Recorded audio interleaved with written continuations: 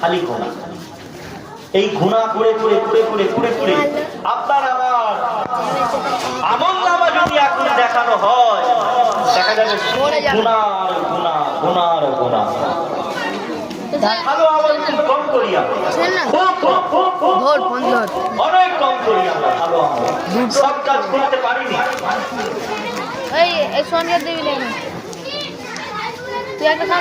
আল্লাহ পাক জানিয়ে দিলেন, ওরে আমার বান্দা বান্দীরা রে, আমি আল্লাহ পাক তোদের কারে দুনিয়া জমিনে পাঠিয়েছি। বান্দা আমি আল্লাহ পাক তোদের কারে, আমি আল্লাহ পাক তোদের কারে দুনিয়ায় পাঠিয়েছি।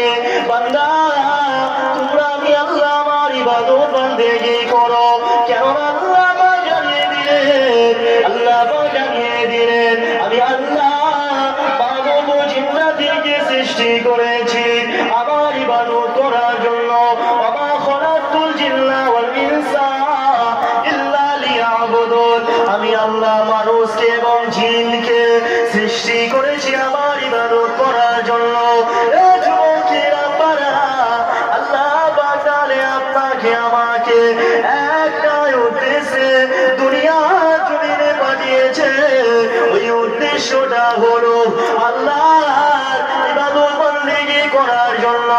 কিন্তু আমরা আজকে দুনিয়া জমিনে এসে সেই আল্লাহর ইবাদত ঠিকঠাক ভাবে পালন করছি না, আল্লাহর ইবাদত করছি না, আল্লাহকে আমরা ঠিকঠাক ভাবে তিনার আমল গুলো করছি না।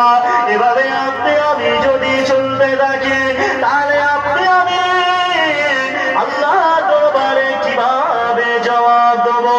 এ যুবকের আপনারা তরুণেরা, আমার পাচনা শেখ পাড়ার আমার দাদা পীরের মুরিদানেরা, আসো আল্লাহকে ভয় করো, আল্লাহকে ভয় করো, কবরকে ভয় করো, মৃত্যুর কথা স্মরণ করো।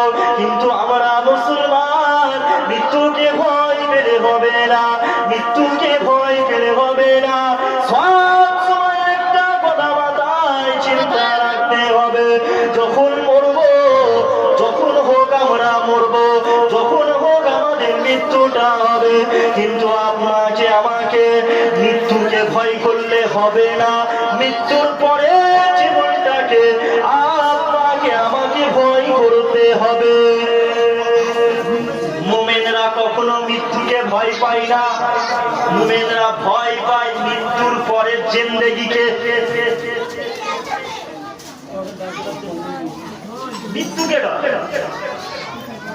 মৃত্যুকে ভয় করলে হবে?